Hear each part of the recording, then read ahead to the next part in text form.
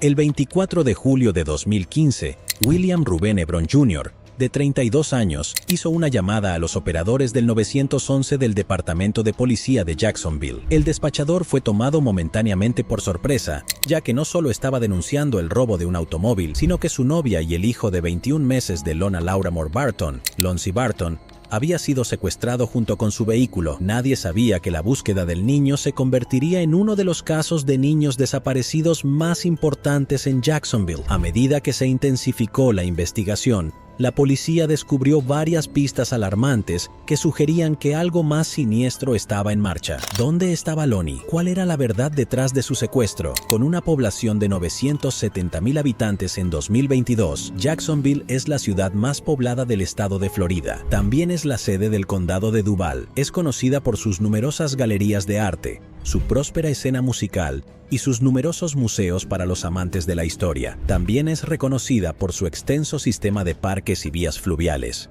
Es la combinación perfecta de vida urbana, aunada con aventuras al aire libre, para ayudar a aliviar el estrés de la vida cotidiana. No solo hay mucho que hacer en Jacksonville, sino que el costo de vida la convierte en una ciudad bastante asequible para formar una familia. En 2022, su tasa de criminalidad alcanzó un máximo del 53%.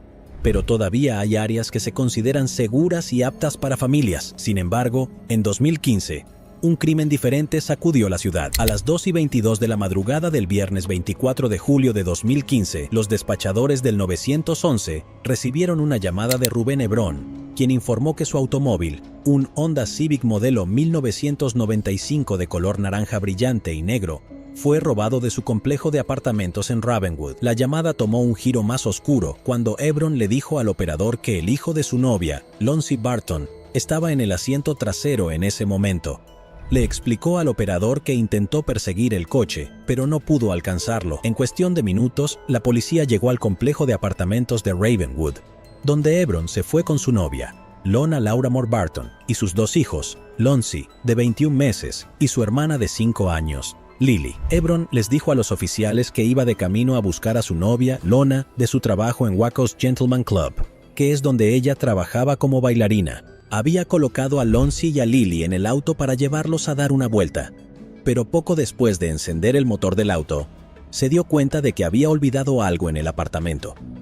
Mientras el auto todavía estaba parado en el estacionamiento, dejó a ambos niños en el asiento trasero y corrió a buscar sus cosas. Cuando salió de la habitación, vio que Lily lo había seguido y quería ver televisión en lugar de ir a buscar a Lona. Puso la película Aladdin e iba a buscar a Lonzy del auto para que el niño pudiera quedarse en casa con su hermana.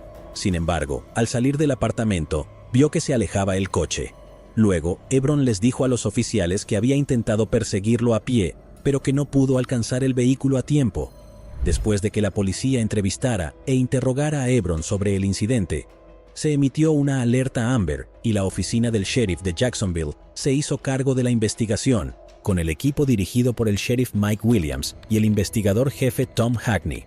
Los agentes se desplegaron y registraron la zona a pie y en coche. 15 minutos después de la búsqueda, el auto de Hebron fue encontrado a 1 milla del complejo de apartamentos. Las llaves todavía estaban en el contacto, pero no había señales de Lonzy en el coche ni en ningún lugar cercano. La policía esperaba que alguien que viera a un niño deambulando por las calles llamara y lo denunciara a las autoridades, pero no llegó tal llamada. Volviendo a las preguntas que le hicieron a Hebron, equipos de oficiales visitaron la lavandería y la gasolinera que este supuestamente había visitado el día anterior con Lonzy y Lily. No se encontró nada de importancia en ninguna de las áreas. El viernes por la mañana, la comunidad se había unido a la búsqueda de Lonzy. Los residentes del complejo de apartamentos Ravenwood se unieron a los esfuerzos de búsqueda entregando folletos y colocando carteles de personas desaparecidas en el área para ayudar a la policía. Los investigadores también se pusieron en contacto con el padre biológico de Lonzy, Christopher Barton, que vivía en el condado de Bakers. Los oficiales fueron enviados a su casa para hacerle preguntas sobre Lonzy y su posible paradero, pero Christopher fue absuelto de cualquier participación en la desaparición del niño. Un segundo equipo de oficiales visitó el lugar de trabajo de Lona e interrogó al resto del personal y a los clientes sobre cualquier cosa que pareciera fuera de lo común la noche anterior. Según el personal, nada parecía diferente y Lona estuvo como siempre en el trabajo toda la noche. Pero la policía todavía sospechaba de Hebron, en particular, el investigador Tom Hackney, que quería observar más de cerca al hombre que cuidaba a los niños. Hebron no ofreció resistencia cuando le pidieron que fuera a la comisaría para ser interrogado.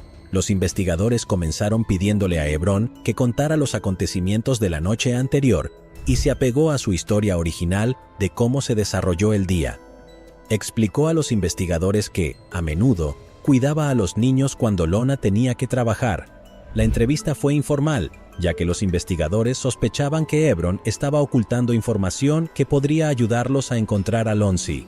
Lona también fue interrogada por la policía y cooperó plenamente con la investigación. Ella les dijo a los oficiales que había dejado a Lonzi y Lily al cuidado de Hebron mientras trabajaba esa noche. Lona también les informó que vio a su hijo por última vez antes de irse a trabajar a las 8:30 de ese jueves por la noche, y que parecía estar bien y sin problemas. A Lona se le permitió irse porque no había otra información que pudiera proporcionar en la investigación.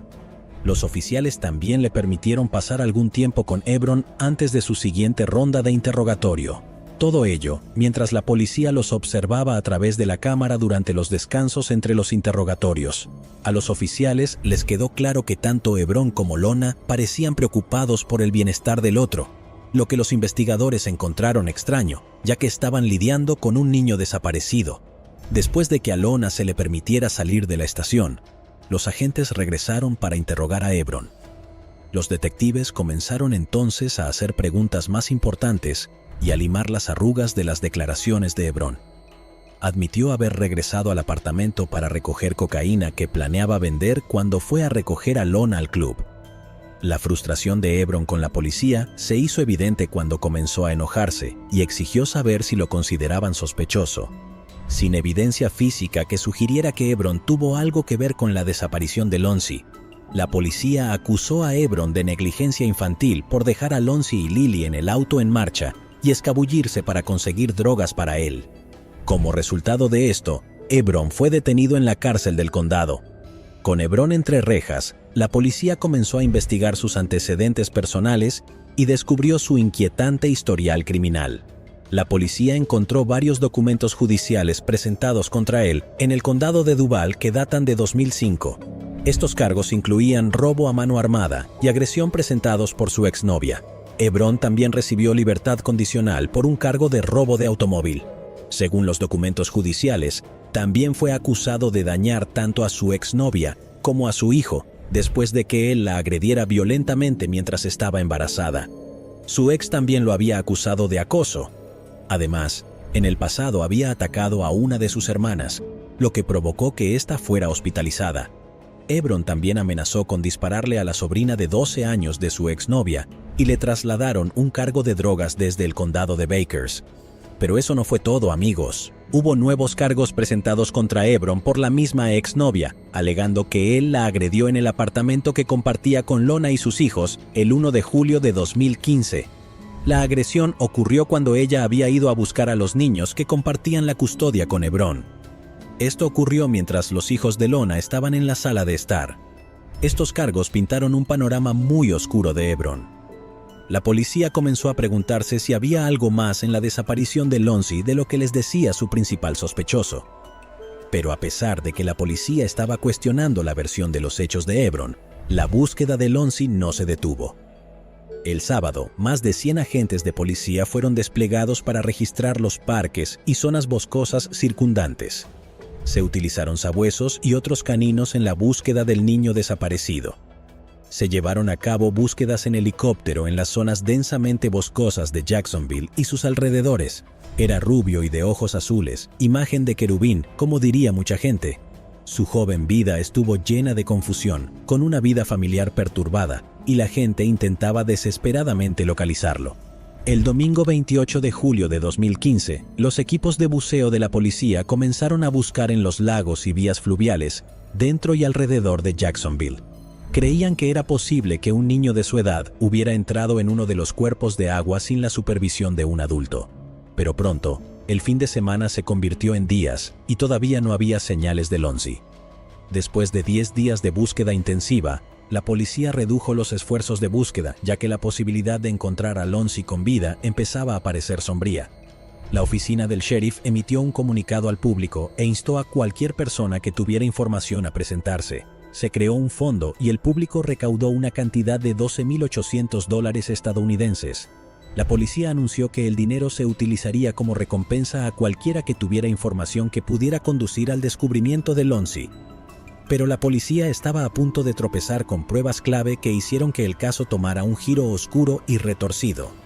Después de recorrer el vecindario en busca de información, los investigadores encontraron una importante pieza de evidencia en video. Una cámara de seguridad de videovigilancia residencial captó un video del Honda naranja de Hebron acelerando por la carretera hacia el área donde se encontraba el automóvil.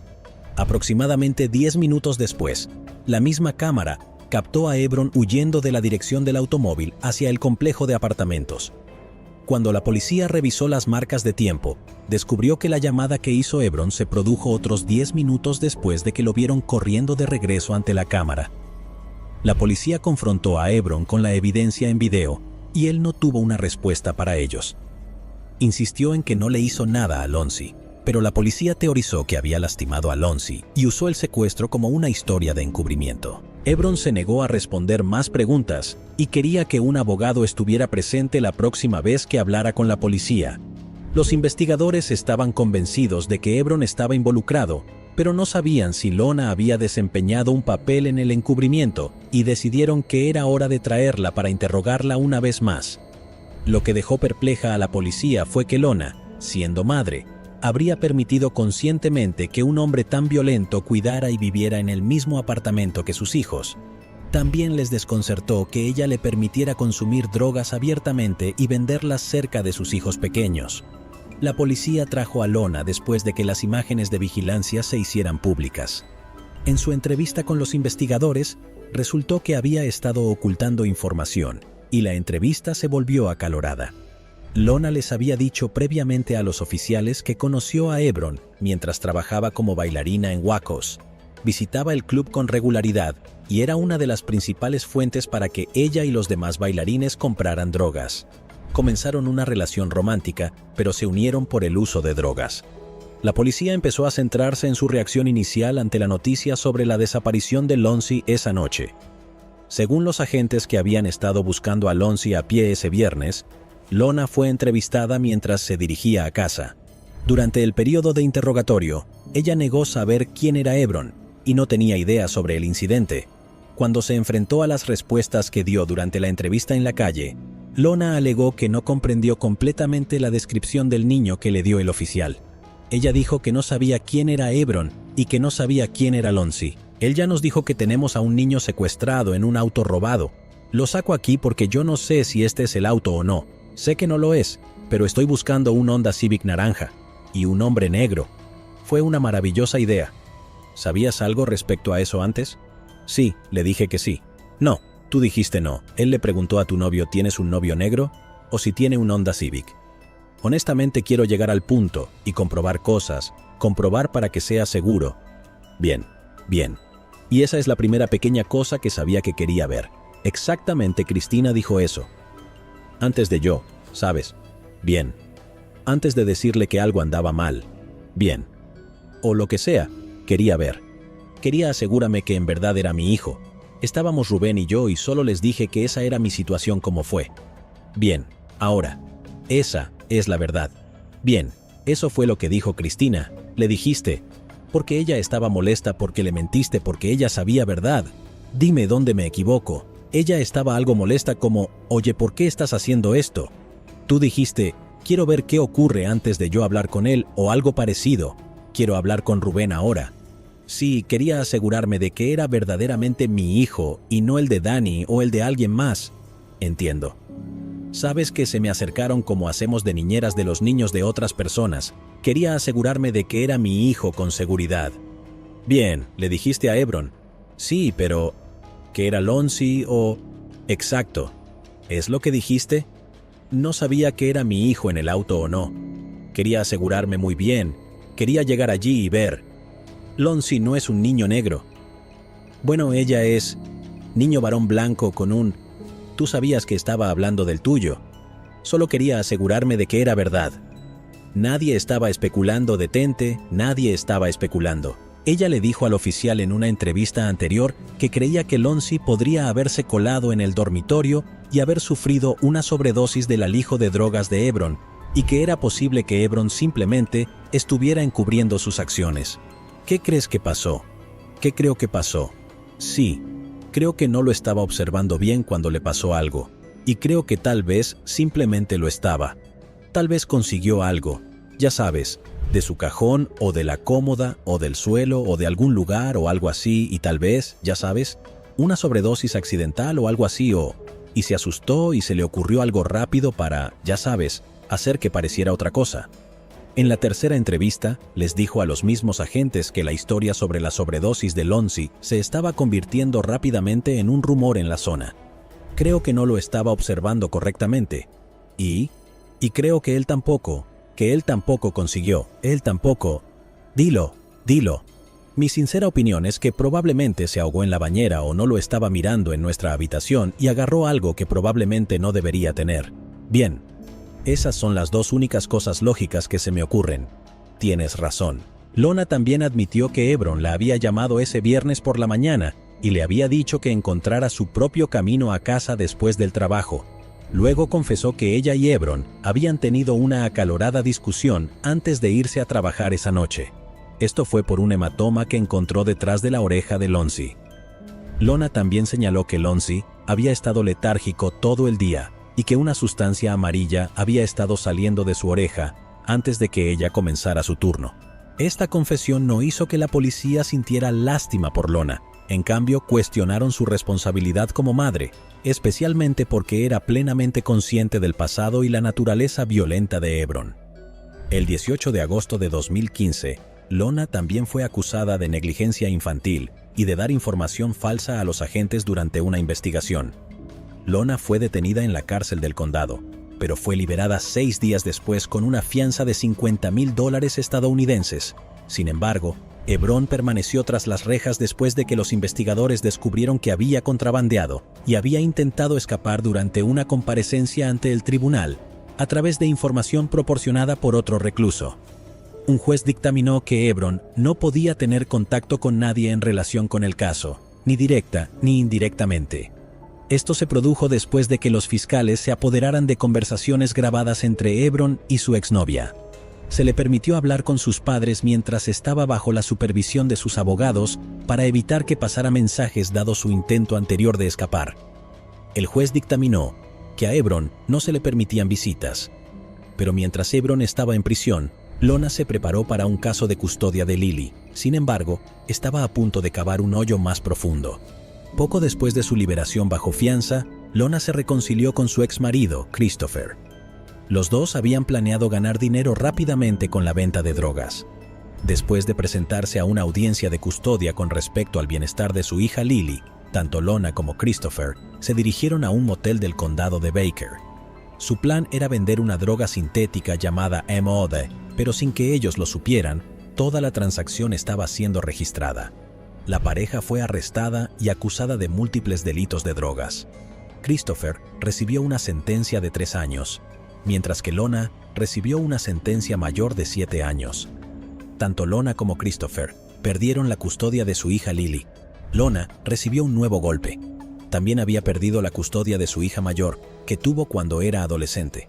Tanto Lily como su hermana mayor fueron acogidas por su abuela materna. Tras los constantes enfrentamientos con la ley, el rostro de Lona comenzó a aparecer con frecuencia en los medios. Su comportamiento rebelde y su estilo de vida imprudente llevaron a muchos a cuestionar la identidad del padre biológico de Lonzi. Christopher insistió en que Lonzi era su hijo, pero para demostrar que los críticos estaban equivocados, decidió hacerse una prueba de ADN. En diciembre de 2015, los resultados del ADN demostraron que Christopher no era el padre biológico de Lonzi. Aunque ralentizada, la búsqueda de Lonzi continuó. El 17 de octubre de 2015, los miembros de la comunidad que salieron a apoyar la búsqueda del niño realizaron una vigilia por Lonzi. Habría sido su segundo cumpleaños. Era enero de 2016, 6 meses desde que Lonzi desapareció, y la policía todavía estaba esperando que Hebron les diera respuestas. Mientras tanto, Lona se declaró culpable de un cargo de negligencia infantil y falsificación de información. Aceptó testificar contra Hebron para que su sentencia se redujera a 5 años. En total, cumpliría 12 años de prisión. Sin embargo, el 11 de enero de 2016, el caso de Lonzie Barton estuvo a punto de dar un giro muy retorcido. Temiendo que Lona le echara toda la culpa a él, Hebron dijo a los investigadores que estaba dispuesto a llevarlos a los restos de Lonzie. Fue un momento agridulce para la policía cuando pudieron cerrar la situación a quienes habían estado buscando a Lonzie. Hebron llevó a la policía a un área de Snyder Street, cerca de Phillips Highway en Florida. Debajo de unos neumáticos se descubrió una bolsa de basura negra y lo que parecían ser los restos de Lonzie Barton. Hebron accedió a hablar con la policía sobre lo que realmente le pasó a Lonzie. Explicó que él y Lona habían metido a Lonzie en la bañera para que se bañara. Luego los dos comenzaron a perder el tiempo y se olvidaron por completo del niño en la bañera. Cuando terminaron, Lona fue a ver a Lonzie y descubrió que se había ahogado en el agua. En estado de pánico, tanto él como Lona acordaron encubrir la muerte de Lonzie enterrando su cuerpo en un lugar remoto y organizando un robo de auto. Lona iría a trabajar como de costumbre y él se quedaría en casa y crearía una pista falsa para despistar a los investigadores. Lona, sin embargo, se mantuvo firme en que no tenía nada que ver con la muerte de Lonzie y que había sufrido una sobredosis de drogas que Hebron conservaba. La búsqueda de Lonzie había llegado a un final trágico. Nacido apenas 2 años antes, el 27 de octubre de 2013, no vivió para ver su segundo cumpleaños.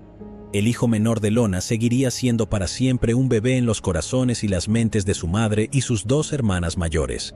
La identidad de su padre biológico sigue siendo un misterio. Aunque conmocionados por la tragedia, los investigadores aún necesitaban determinar la causa de su muerte. Se examinaron los restos óseos de Lonzie para determinar la posible causa de su muerte. Sin embargo, no había forma de determinar si se había ahogado o había sufrido una sobredosis accidental de drogas. La muerte de Lonzie se consideró no concluyente. Sin embargo, el médico forense confirmó que había 8 fracturas por traumatismos contundentes ubicadas a lo largo de su caja torácica y 2 fracturas de cráneo por objetos contundentes que posiblemente ocurrieron cerca del momento de su muerte. Lonzie fue enterrado el 5 de abril de 2016 en el cementerio Turner en Glen St. Mary's, Florida. Tanto los equipos de defensa de Lona como de Christopher habían solicitado que se permitiera a ambos padres asistir al funeral de su hijo. Después del funeral, ambos fueron enviados a cumplir sus respectivas condenas en prisión. Hebron aceptó el acuerdo de culpabilidad que hizo con los fiscales y posteriormente llevó a los investigadores a los restos de Lonzie Barton. Tenía apenas 21 meses cuando perdió la vida. Hebron fue acusado de homicidio agravado. En su juicio en enero de 2016, el abogado de Hebron, James Boyle, no pareció sorprendido por el informe de la autopsia. Señaló ante el tribunal que, según las declaraciones de Hebron, las autopsias de Lonzie habrían mostrado signos de trauma, ya que otros lo habían lastimado. Boyle explicó al tribunal que Hebron le había dicho a él y a la policía que investigaba el caso que Lonzie había regresado del condado de Bakers con heridas visibles en el cuerpo. Hebron también les dijo a los agentes de policía que había tomado fotografías de estas lesiones y les explicó dónde las había guardado en su teléfono. El caso de la fiscalía fue sencillo. Argumentaron que Hebron también era responsable de algunas, si no todas, las lesiones de Lonzie. Hebron ya había confesado haber descuidado a niños, haber consumido drogas en presencia de menores, haber falsificado información sobre la desaparición de Lonzie y haber tratado de encubrir la muerte de Lonzie mediante subterfugios. Sus acciones fueron imperdonables, según la fiscalía. El 5 de febrero de 2016, Hebron fue condenado a 20 años de prisión sin posibilidad de libertad condicional. Tras la conclusión del caso, Rubén Hebron padre, el padre de Hebron, habló con los medios sobre lo que había aprendido a lo largo de la investigación. Se solidarizó con la familia de Lonzie Barton y por el dolor que soportaron. Rubén agregó que estaba enojado con las personas que debían proteger al niño, pero que en cambio buscaban causarle más daño. También comentó que el corto tiempo de Lonzie en la tierra seguramente fue doloroso y que ahora se encuentra en un lugar más seguro. Rubén negó que su hijo también fuera culpable de la prematura muerte de Lonzie, pero añadió que el castigo de Lonzie también debería revisarse algún día. El caso de hoy es otro de esos casos dolorosos que provocan la muerte de un niño. Es un tema que constantemente nos encontramos debatiendo como sociedad. ¿Se debería permitir a algunas personas criar hijos? Por eso, hoy te pedimos tu opinión sobre el caso de Lonzy Barton. Lorna Moore Barton recibió una sentencia justa. ¿Crees que Lorna y Hebron alguna vez dijeron la verdad? ¿Y por qué siempre llega demasiado tarde en casos como el de hoy? Llegados aquí, ¿acaso no has visto este otro crimen? Yo no me lo perdería,